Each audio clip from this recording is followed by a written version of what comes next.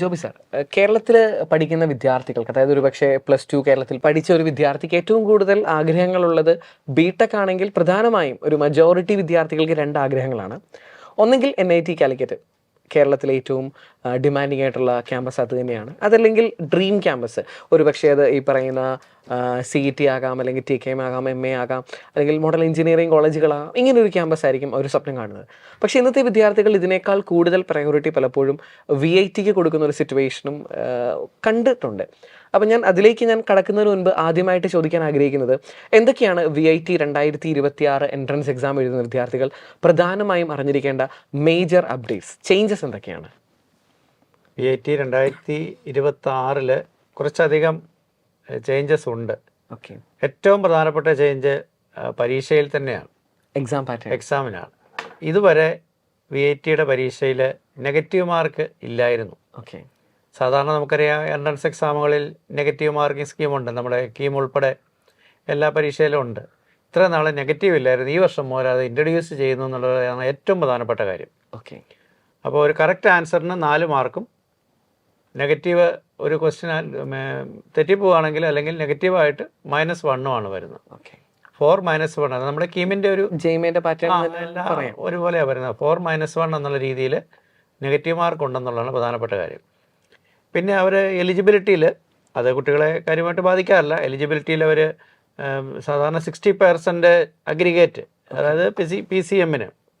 ആ കൂടെ ഒരു കാര്യം എടുത്ത് പറയുന്നുണ്ട്, മാത്സിന് 50% കമ്പൽസറിയാണ്, മാത്സിന് സെപ്പറേറ്റ് ആയിട്ട്. അതെ. അപ്പോൾ അഗ്രിഗേറ്റ് 60 എന്ന് പറയുമ്പോൾ നമുക്കറിയാം ഒരെണ്ണത്തിന് 90യോ 80യോ കിട്ടിയിട്ട് മാത്സിന് 50 താന്നു കഴിഞ്ഞാൽ ആ കുട്ടി എലിജിബിൾ അല്ല എന്നുള്ള ഉദ്ദേശിക്കുന്നത്. അപ്പോൾ മാത്സിന് 50 ഉണ്ടായിരിക്കണം എന്നുള്ള പ്രധാനപ്പെട്ട ഒരു കാര്യമാണ്.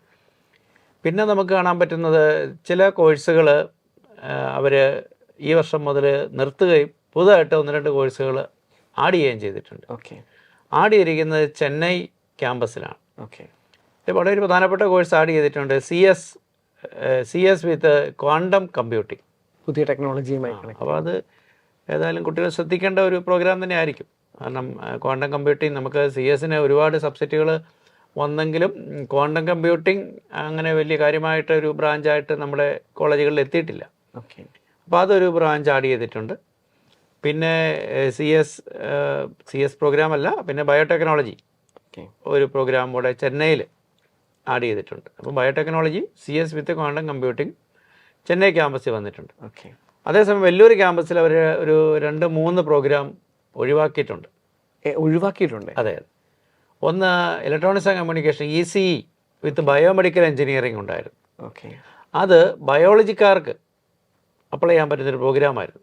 അപ്പോൾ അത് ECE വിത്ത് ബയോമെഡിക്കൽ എഞ്ചിനീയറിങ്ങിന് എനിക്ക് തോന്നുന്നു ഒരു പക്ഷേ ആ ഒരു ബയോളജി കണ്ടന്റ് ഉള്ളവർ അത്ര കോമ്പീറ്റൻ്റ് അല്ലായിരിക്കാം, അതുകൊണ്ടായിരിക്കും അത് ഒഴിവാക്കിയിരിക്കും. അത് ഒഴിവായിട്ടുണ്ട്. പിന്നെ മെക്കിൻ്റെ 2 പ്രോഗ്രാം ഒഴിവാക്കിയിട്ടുണ്ട്. ഒന്ന് സ്മാർട്ട് മാനുഫാക്ചറും മറ്റൊന്ന് EV. അങ്ങനെ മൊത്തം 3 പ്രോഗ്രാം അവർ വെല്ലൂരിൽ നിന്ന് ഒഴിവാക്കിയപ്പോൾ 2 പ്രോഗ്രാം ചെന്നൈയിൽ ആഡ് ചെയ്തിട്ടുണ്ട്. അപ്പോൾ അത് ഒരു വ്യത്യാസമായിട്ട് നമുക്ക് പറയാം.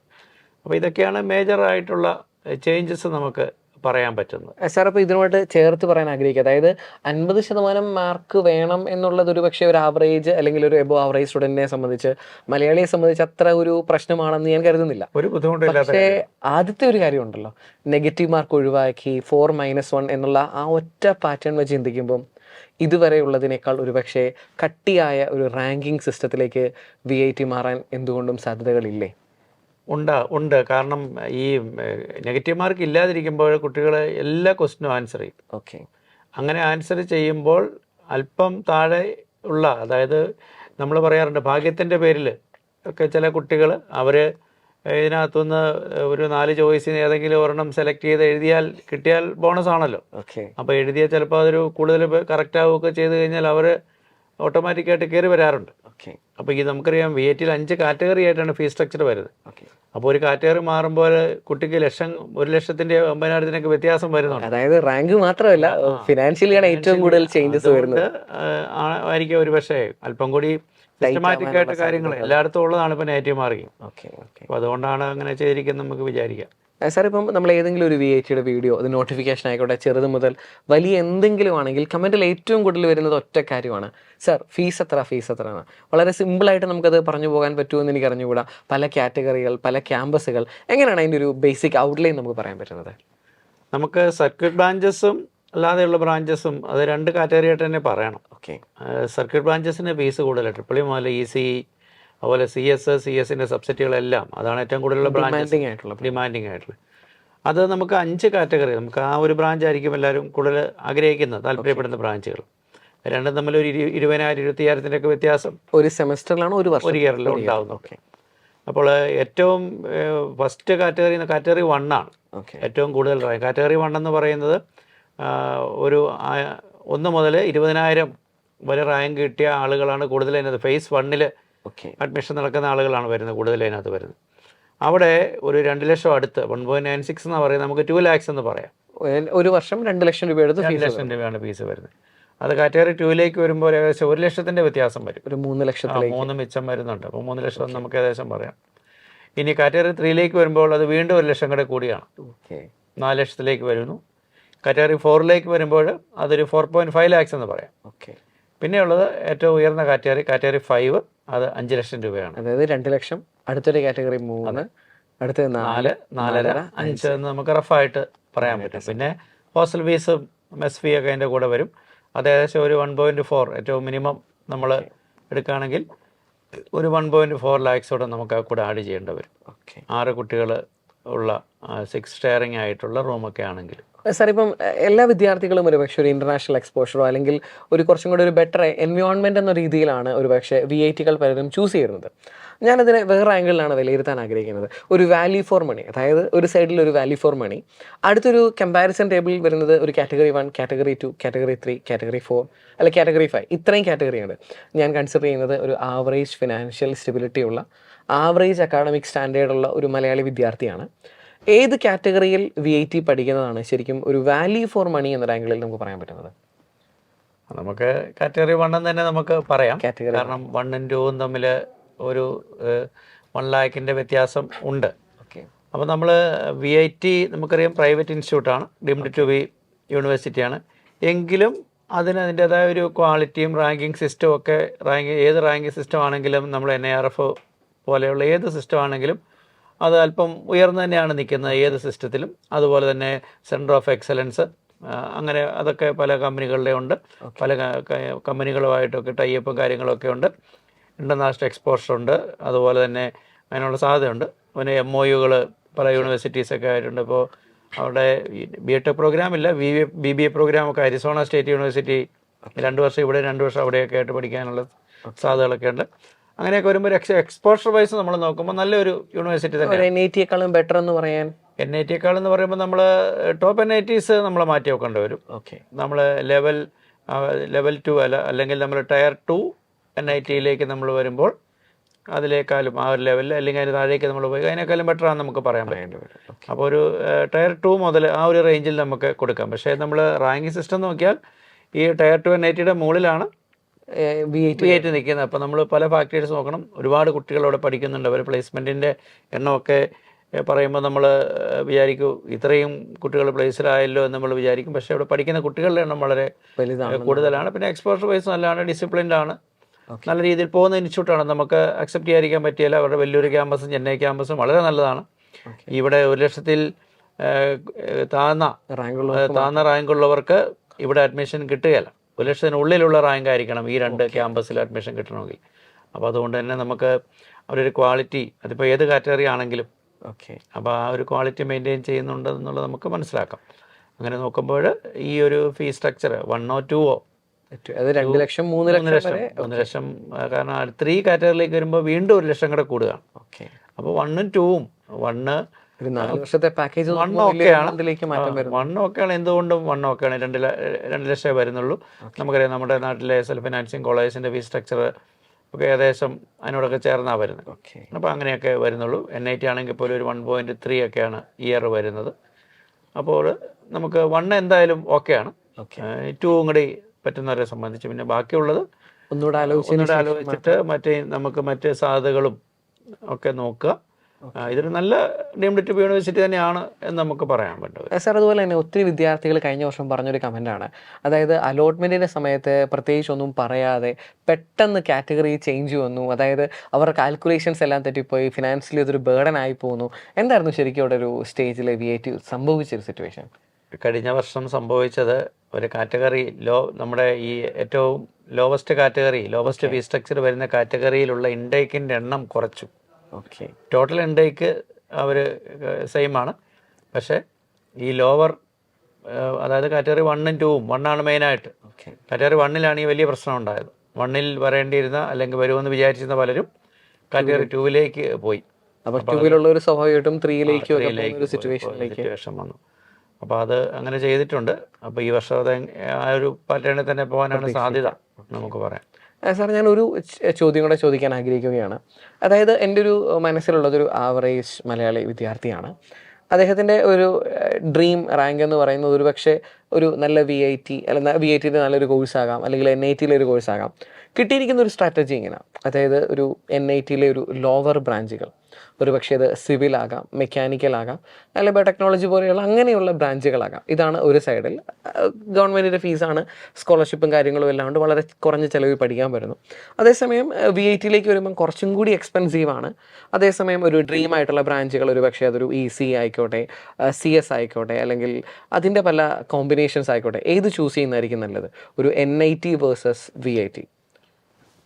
നമുക്ക് NITയിലെ ലോവർ ബ്രാഞ്ച് ഇപ്പം മെക്ക് സിവിലൊക്കെയാണ്. അപ്പോൾ ഹയർ സ്റ്റഡീസ്, അബ്രോഡ് ഹയർ സ്റ്റഡീസിന് ആഗ്രഹിക്കുന്നവരോ പബ്ലിക് സെക്ടർ ജോബ് ആഗ്രഹിക്കുന്നവരുണ്ടാകാം, മാനേജ്മെൻറ്റ് സെക്ടറിലേക്ക് പോകാൻ MBA താല്പര്യമുള്ള കുട്ടികളുണ്ടാകാം. അവരെയൊക്കെ സംബന്ധിച്ച് VITയിലെ ഈ ബ്രാഞ്ച് ഒക്കെയാണ്, ഈ ലോവർ ബ്രാഞ്ച് എന്ന് പറയുമ്പോൾ ഒക്കെയാണ്. പക്ഷെ അതേസമയം ഒരു പ്ലേസ്മെൻറ്റ്, നല്ല ഒരു പ്ലേസ്മെൻറ്റ്, അത് നമുക്കറിയാം. ഈ കഴിഞ്ഞ ബഡ്ജറ്റിൽ നമ്മുടെ ധനമന്ത്രി 40,000 കോടി രൂപയാണ് സെമി കണ്ടക്ടർ ഇൻഡസ്ട്രിക്ക് വേണ്ടി അനുവദിച്ചിരിക്കുന്നത്. അപ്പോൾ തീർച്ചയായിട്ടും ആ ഒരു മേഖലയിൽ ബൂമുണ്ടാകുമെന്ന് നമുക്ക് പറയാൻ സാധിക്കും. അങ്ങനെ വരുമ്പോൾ സർക്യൂട്ട് ബ്രാഞ്ചസിന് മുൻപെങ്ങും ഇല്ലാത്ത ഒരു ഡിമാൻഡ്, ഓൾറെഡി ഡിമാൻഡിങ് ആണ്, ഡിമാൻഡ് കൂടാനാണ്. എസ്പെഷ്യലി ECE ബ്രാഞ്ചിന് ഒക്കെ ഡിമാൻഡ് കൂടാനാണ് സാധ്യത.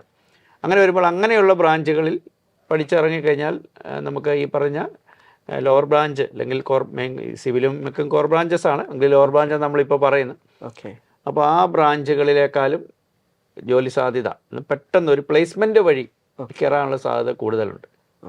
അപ്പോൾ അങ്ങനെ വരുമ്പോൾ അങ്ങനെ ആ ഒരു പല മേഖലകളിലേക്കും ഉള്ള സാധ്യതകൾ, മറ്റേ ചിലപ്പോൾ എല്ലാ കുട്ടികളും ഫസ്റ്റ് പ്ലേസ്മെൻറ്റ് അത്ര ബെറ്റർ ആയിരിക്കണമെന്നില്ല.